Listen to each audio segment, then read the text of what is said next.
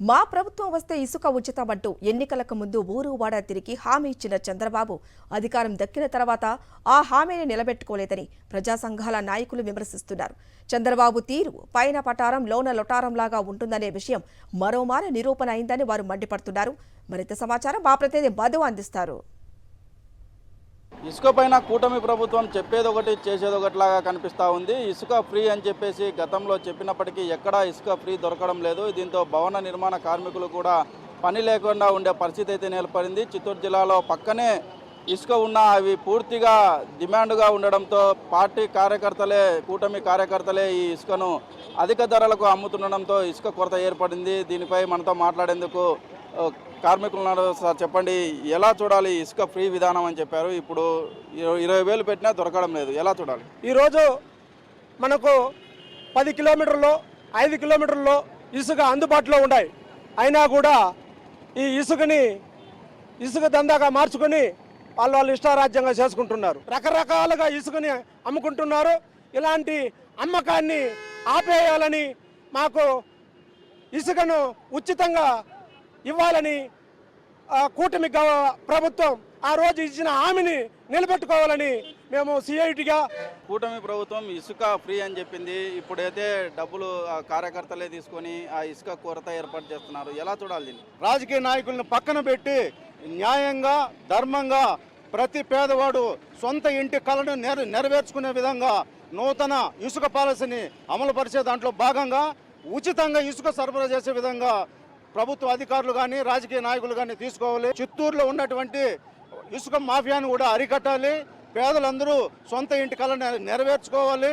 తర్వాత రాజకీయ నాయకులు కూడా ఇసుక జోలికి పోకుండా ఎవరైతే ఉచితంగా ఇసుక కొనుక్కోవాలనేసి అక్కడ ఇసుక రీసేల్ కాడికి వస్తారో వాళ్ళకి రెవెన్యూ డిపార్ట్మెంట్ దగ్గర కానీ లేదా ప్రభుత్వ అధికారులే దగ్గరుండి మినిమం రేట్ ఎంత ఉన్నదో అంత చెప్పి తీసుకొని వాళ్ళకి అందే విధంగా చర్యలు తీసుకోవాలనేసి కూడా మేము ఏఐటీసీగా తెలియజేస్తున్నాం. ఇసుక రీచ్లు ఏర్పాటు చేసి దాని ద్వారానే స్టాక్ పాయింట్లు పెట్టింది. ఆ స్టాక్ పాయింట్లో ప్రస్తుతానికి ఇసుక కొరత ఏర్పడింది, ఎలా చూడాలి? దీన్ని లోకల్గా ఉన్నటువంటి విఆర్ఓలు కావచ్చు, విఆర్ఏలు కావచ్చు, విఆర్ఓలు కావచ్చు, అక్కడ సర్పంచుల్ని అందుబాటులో ఉండి ఇసుక ఎక్కడైతే దొరుకుతుందో వెంటనే అది సేకరించి ఇసుక రీచ్ ఖాళీ అయిపోతానే వెంటనే అక్కడ ఫుల్ చేయాలి.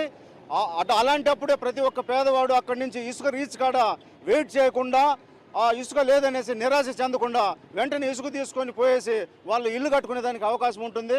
కాబట్టి వెంటనే కూడా ఇసుక రీచ్ ఖాళీ అయిపోతుంది, వెంటనే పక్క రాష్ట్రాలకి సరఫరా వెళ్ళిపోతున్నాయి నైట్కి నైటే తెలియకుండా. అదేవిధంగా డబ్బులు ఉన్నటువంటి తీసుకుపోయేసి దొంగతనంగా స్టోర్ చేసుకొని వాళ్ళు అమ్మే పరిస్థితి ఉంది. అవన్నీ కూడా కట్టడి చేయాల్సిన బాధ్యత మన రెవెన్యూ అధికారుల పైన ఉన్నది. కాబట్టి ఏదైతే కూటమి ప్రభుత్వము ఇసుక పాలసీ గురించి తీసుకొచ్చిన నిర్ణయానికి కట్టుబడి ఉండాలి. ఇసుకకు సంబంధించి పూర్తిగా ఉచితంగా ఇవ్వాలని చెప్తా ఉన్నారు. మరి కొంతమంది నాయకులు ఉన్నారు, వారితో మాట్లాడే ప్రయత్నం చేద్దాం. ఈ ఉచిత ఇసుక అని చెప్పారు, ఆ ఇసుక ఇప్పుడు అందుతుందా? ఉచిత ఇసుక అనేది పైన పటారం లోన్ లొటారం లాగా ఉంది ప్రభుత్వం. పైన ఏమో చెప్పేస్తే ఉచితం అని చెప్పి కింద చూస్తే పంచాయతీలో చూస్తే డబ్బులు అడుగుతున్నారు. అధికార పార్టీకి సంబంధించిన మనుషులు అందరూ ఏం చేస్తున్నారంటే ఆయన చెప్పుకుంటారంటే కింద మా ఖర్చులకు ఎవరిస్తారనే మాట వస్తూ ఉంది. మేము బ్యానర్లు కడతాం, డబ్బులు ఇస్తాం, ప్రజలకంతా అదే ఖర్చులు పెట్టాం, లక్షలు ఖర్చు పెట్టినాం. కాబట్టి ఇప్పుడుండే మా గవర్నమెంట్ వచ్చినాక మేము అమ్ముకోవచ్చు కదా, తీసుకోవచ్చు కదా అనే ఒక ధోరణి అనేది కింద ఉంది. మేము చంద్రబాబు గారికి ఒక రిక్వెస్ట్ చేసేది, మీరు పైన ఏదైతే మాట చెప్తారో అది కింద కూడా అమలయ్యే విధంగా చూడండి. మీరేదో మీ మాటకి ఆడ వాల్యూ ఇవ్వకపోతే వేస్ట్ కదా. మేమేమనుకుంటాం, చంద్రబాబు చాలా గొప్పవాడు, ఇసుక ఫ్రీగా ఇస్తాడన్నాడు కాబట్టి ఓటేసినాము, కానీ ఇప్పుడు డబ్బులు ఇవ్వమంటే ఎట్లా అని చెప్పి ప్రజలు అడుగుతున్నారు. కాబట్టి మీరేదో పైన చెప్పేదాన్ని కింద అమలయ్యే విధంగా చర్యలు తీసుకోవాలి.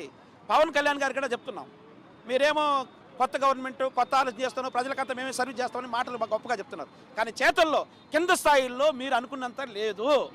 ప్రజలు చాలా అవస్థలు పడుతున్నారు. 3 నెలలైందా 2 నెలలైందని కాదు మా సమస్య, ప్రజలకు సౌకర్యాలు సక్రమంగా అందుతుందా లేదని పరిశీలించాలా.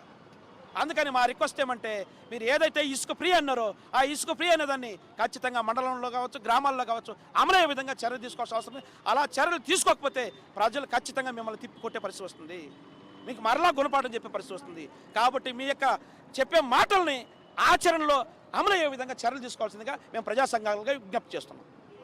అయితే కూటమి ప్రభుత్వం ఉచిత విధానం తీసుకొని వచ్చిందో ఇసుకను ఆ ఉచితంగా అందజేయాలని చెప్పేసి కార్మిక సంఘం నాయకులు కూడా పెద్ద ఎత్తున డిమాండ్ చేస్తున్న పరిస్థితి నెలకొంది. వీడియో జర్నలిస్ట్ శ్రీకాంత్, మధు, సాక్షి టీవీ, చిత్తూరు జిల్లా.